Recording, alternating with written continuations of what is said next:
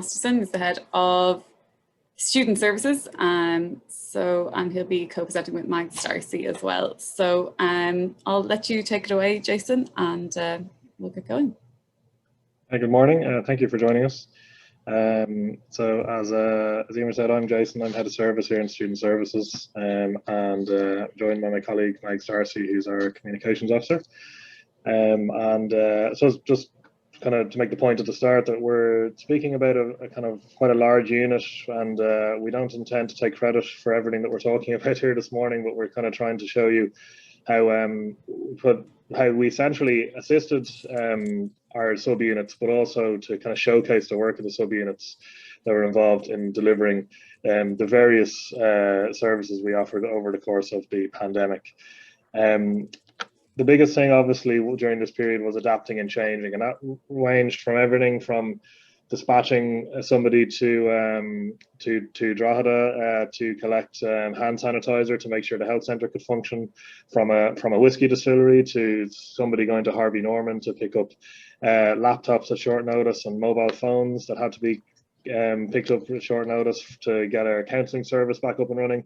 And all of these things that happened during a very short period of time. And we're going to touch on a lot of that as we go along.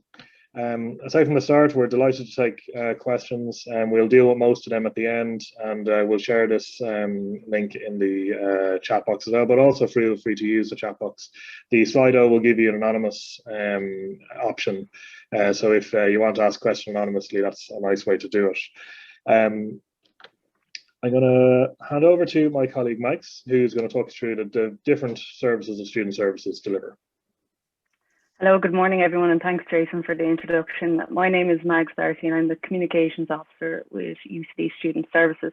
You'll see in front of you on the screen we have 5 sub-units highlighted, which we're very proud to align ourselves with on a daily basis. And what we do in Student Services, and what my daily objective is, to ensure that the messages and the key service offering of our 5 sub-units outlined here are directly connected with students, so they know what's going on the ground at all times. We have UCD Sport and Fitness, who looks after the physical well-being of our students. UCD Societies and UCD Sports plays a major role in activity and engagement, and to ensure that students have a fulfilled university experience while they're in UCD. In terms of what UCD chaplaincy have to offer, well, they are available 24/7, I've been told. So what they do is they look after the spiritual well-being of students.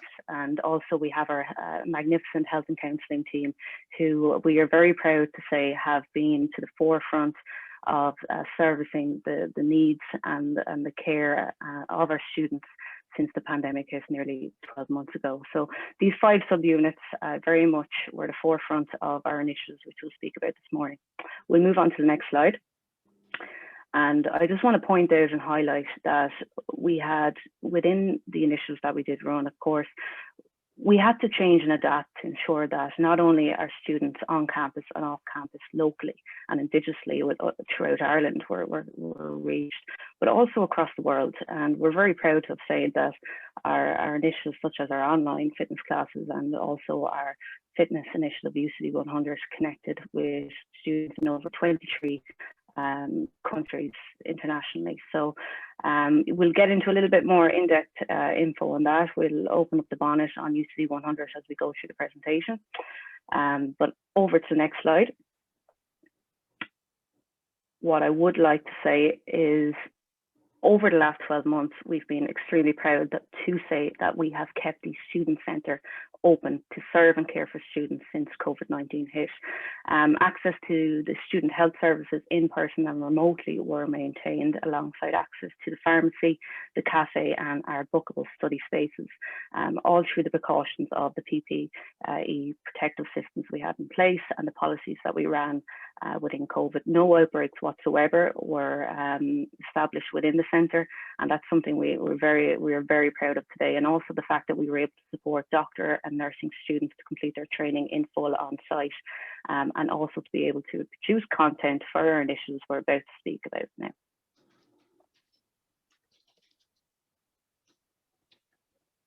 So when we kind of design our service offering and we look at the different things that we put forward, we support.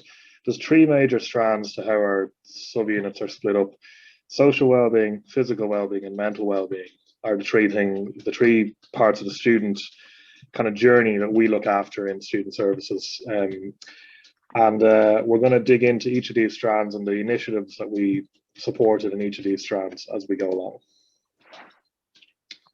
So social well-being was probably the biggest concern we had at the start of this year, that the social structures of the university were completely damaged by the pandemic. The usual support structures of that, meeting people on site, the freshers weeks and all that sort of stuff didn't proceed. And even towards the end of last year, what was planned got cancelled, and we had real difficulty initially in trying to reimagine this space and bring about social connections for the students. But we did have success, and the success was largely driven by student endeavour and by the ability of our student population, our student leaders, to adapt. Centrally, we supported the infrastructure in order to allow the students to be able to deliver events and deliver a messaging to the students about those events. So one of the biggest things we did was create an events calendar that was central, that student societies could submit their events to. And then separately, the university then supported the ability for student societies to have access to pro Zoom licenses on the UCD network. So we were able, before Christmas, we delivered 650 online events that were tracked through our student events calendar, led by all of our student societies and sports clubs and the Students' Union. And they were able to hit the students centrally through the events calendar. And some of them include, like one of the ones I remember quite vividly was our food society ran a Christmas event that was attended by 200 students that were in breakout rooms attending quizzes, and they were really able to connect with each other and support each other despite not being in the same room. And they initially, amusingly, they actually ran that event from the clubhouse bar here, because the students really felt that they were missing that connection that they have to the campus and to the spaces on the campus which they believe are theirs, such as the bar. The other thing we did was we kept our cinema running, and we didn't have the physical space all the time to do that. We've actually done this in three different ways over the course of the pandemic. Initially, we were able to negotiate a 90-day free access to Mubi, which is an online platform. If you have an Apple TV, you may actually notice that Mubi have an app there on the TV that you can use. Then during the kind of autumn period in the run into Christmas, we were able to open the cinema briefly. And during that period, we ran Christmas movies. We had a big partnership with student residences, and we were able to get students out of their apartments into the cinema and able to meet people and see people in a safe environment. And then now, just since Christmas, we've launched a partnership with Access Cinema and Modern Films, and we're now able to deliver films again through an online system. So it's important to note that very few of our services have fully closed, and almost everything is open in a virtual setting at present. Mags is going to talk you through the physical well-being initiatives that we ran, and I'll hand back to her. Thanks, Jason. We're going to move straight into how we delivered our fitness offering with help from UCD Sport and Fitness. There was many strands of how we delivered this program. We delivered it via Facebook, we delivered it in person, and we also delivered it via Zoom. Now, as we go through the next slide, you'll see the highlighted features where success was driven at the latter stage of our service delivery plan. And I'll just explain this in brief detail. We first started off when we closed in March last year through trying to adapt, trying to challenge ourselves on how are we going to offer physical activity to both our community members, our staff members, and our student members. So the strategy therefore was, we can still deliver classes, we can still produce the content, let's push it out to a platform that resonates with them. We initially engaged with Facebook, we did this live. It was fantastic engagement first and foremost, but we saw the engagement levels dip and dip and dip as we went along. There was learnings to take from that, and I'll expand on that in a minute. When we got going again in the summertime and the restrictions were lifted, we, of course, were open for individual gym and pool access. We were enabled to continue collective exercise, albeit outside, and student services will be able to provide the infrastructure for this. And like I could name numerous testimonials from members, both students and community members, said they really loved the fact that they were able to connect again after being in lockdown. We move over to strand 3 and we'll see that, okay, we're back in a situation where we're closed again, and how are we going to offer another online service where we can actually maintain and sustain the engagement levels that we saw falling off when we released our fitness offering on Facebook. So we engaged with the live platform Zoom, thanks to the license, and how we maintained engagement throughout. And it's incredible the numbers that we've seen so far in terms of the registration, is that we initiated a subscription platform whereby people who were genuinely interested in taking the classes, so we had qualified leads at this stage, we are asked to register into a portal whereby we send out live Zoom links and also content into our new wellness hub that was generated. So to date, we've had over 10,000 participants engage with our wellness hub. Our wellness hub houses recordings of content, it houses nutritional information, it houses podcasts on mental well-being, it houses everything that we have and produced from UCD Sport and Fitness in the fitness realm. We've also seen over 3,000 people attend over 120 live fitness classes online via Zoom, and the engagement levels are incredible in the sense that we're maintaining on a daily basis between 25 to 30 people attend each class, and as I said, we're running 3 to 4 classes a day. So the Zoom element has proved as a key learning that we'll speak about later on in the presentation, but it also proves that it's a fundamental reason why it's been successful is because you have to qualify your audience in advance to ensure that you have the right people attending, and that it's a secure portal that subconsciously people participating will have to turn up for a live event. The second strand of our physical well-being initiative we ran in association actually with Healthy UCD, and now I know they're up next, so I don't want to steal all their thunder, but we will speak briefly on the project UCD 100. It was brainstormed over the summer period last year, where we realized we were in a situation where we had UCD Sport and Fitness engaging for the physical needs of our students, but we also said, look, there's an opportunity here to run a campaign, to do something really, really special, to connect students, to ensure that they were part of the UCD community as a whole, albeit offline. So we came up with the concept UCD 100, where it was a challenge we set to students whereby they had to complete a jog, a walk, or a run of over 100 kilometers over 30 days. And the 30-day period happened through October, November. And we felt October, November was an ideal time. It allowed them to settle into their academics, but at the same time to get their feet under the table and explore the different types of societies, sports clubs, and other initiatives that UCD are offering. We had an incredible response. We had over 1,200 students register for the event. Every county was represented within the program, although Longford were dragging their heels for a while. They did get involved in the end. So we had 26 counties in total represented. We had 12 countries internationally represented. So these are students international students primarily, who were studying abroad and didn't feel for their own safety and comfort that they wanted to come in on campus in UCD and fly over. However, they did engage with this program, so we're extremely proud in that sense. Over 21,000 kilometers were walked for St. Vincent de Paul, and a figure of €23,000, 1,115 cents was raised for the UCD Society of St. Vincent de Paul. So incredibly proud of this initiative, a lot of key learnings from it.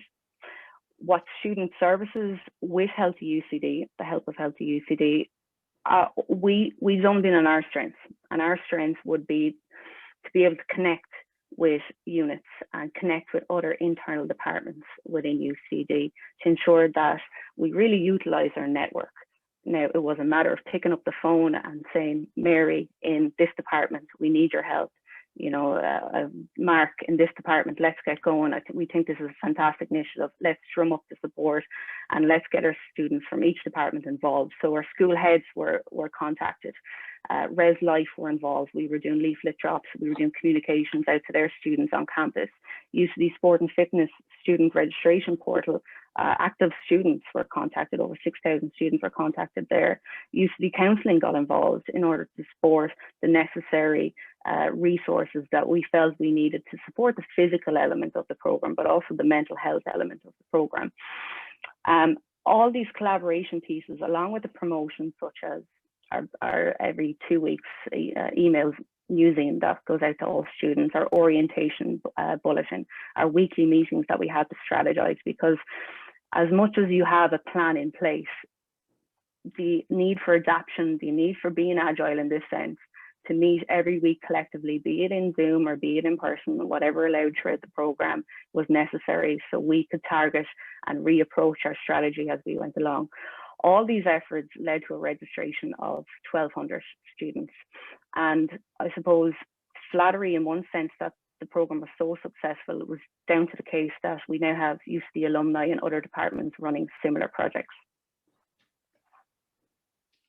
And as Mike said, if you'd like to learn more about that, stay on for the next presentation, and our colleagues from Healthy UCD will be getting into more depth.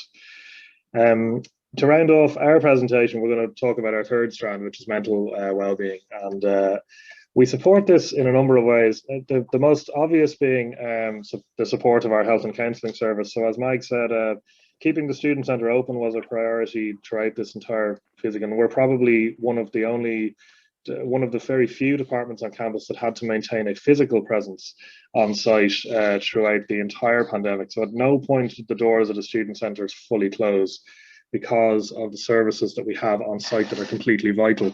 But it's also important to note that all of these services adapted to virtual and physical provision. So you've already heard, if you were on for the earlier presentation, that the mindfulness and Koru, for example, was something that took place in an online fashion.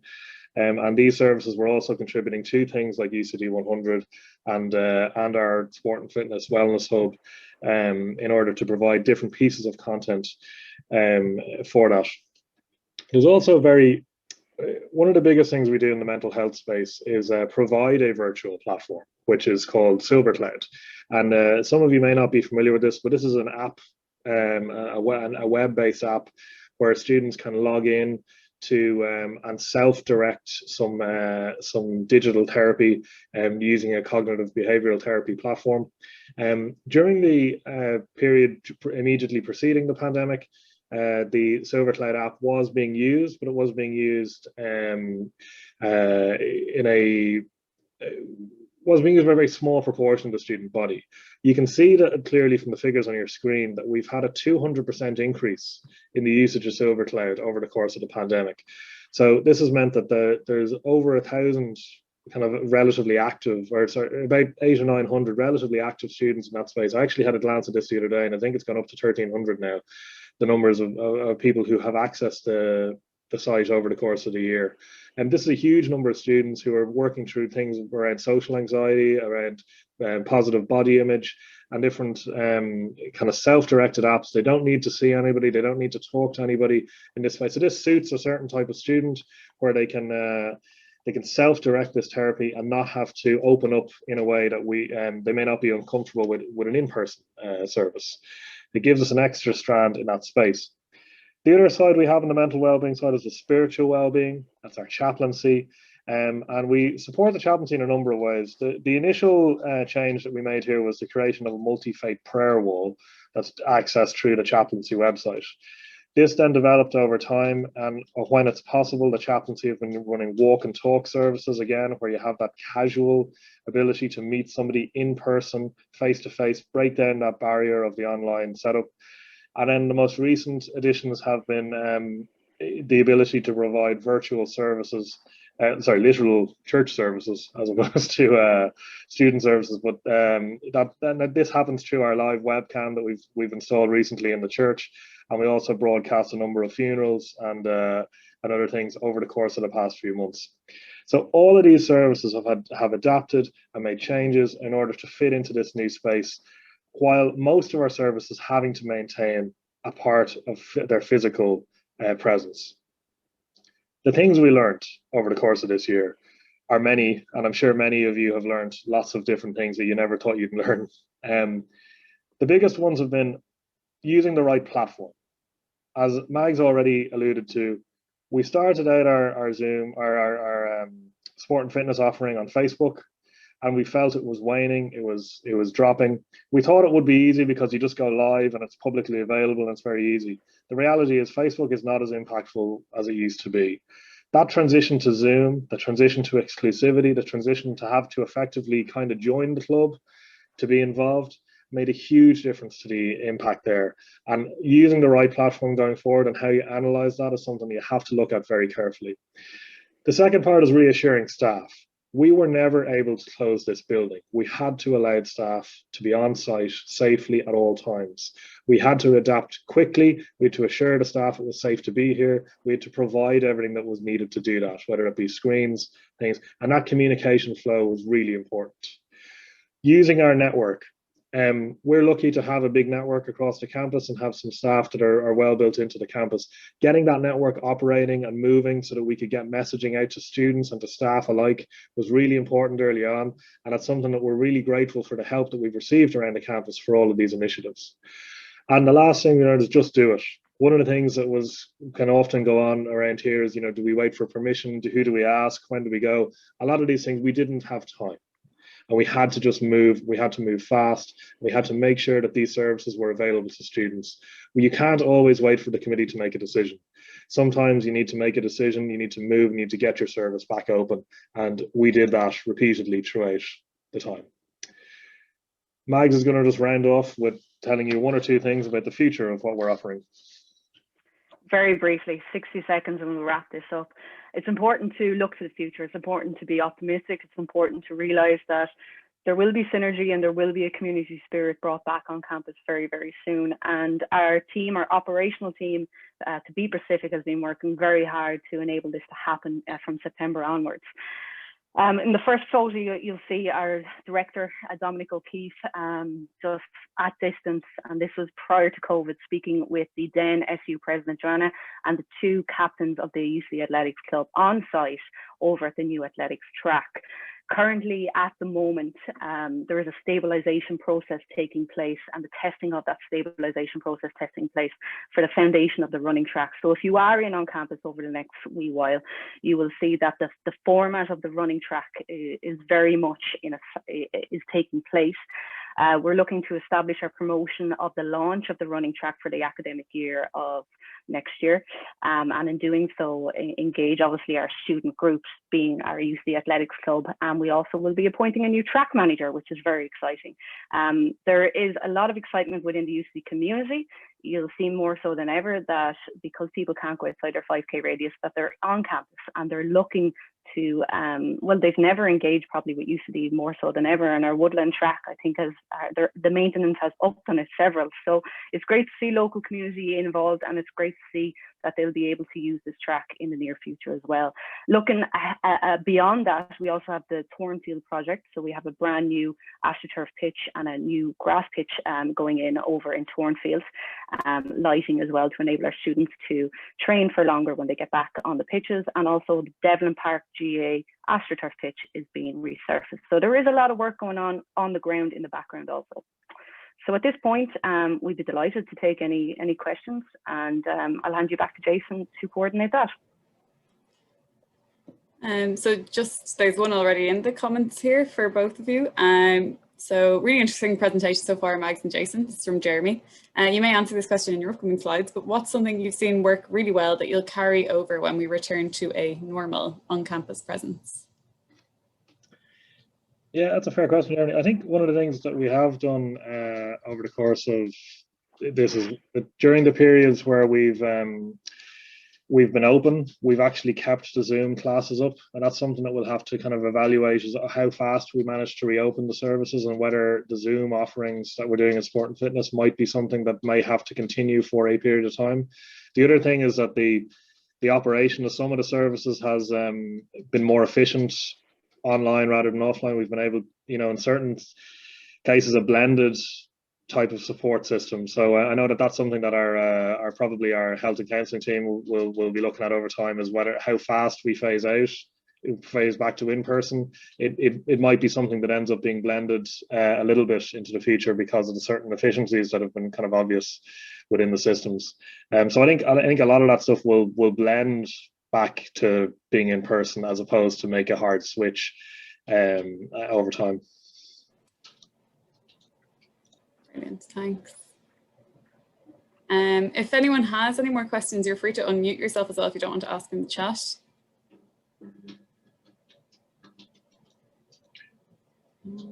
Yeah, on the Zoom thing, I see there on the slide, I think that the exclusivity piece was probably the winner, that people felt like they were part of a group as opposed to just watching an online video. Seems to have been the piece that really drew people in. It felt a bit more exclusive, it felt special, as opposed to just being a broadcast piece. There is also a certain feature on top of that where the trainer can speak back to the participants. So there was actual verbal engagement and a camaraderie there, where you could have a joke or you could have open conversation like it was a class environment, and that proved I think a very successful element of running those classes also on Zoom.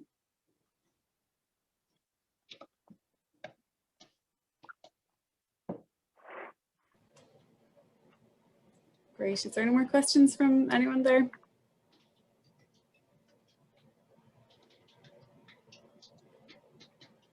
In that case, then what I'm going to do is I'm going to post up a link to the currents, so that if anyone did have a question but you didn't get time to get it answered, you can ask the presenters there. So there we are, and I'll just say thank you to Jason and Mags for their presentation. That was brilliant.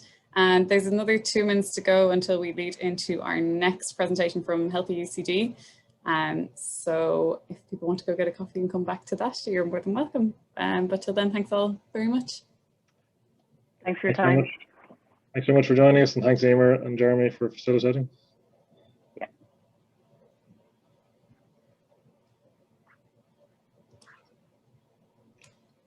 Stop my screen share.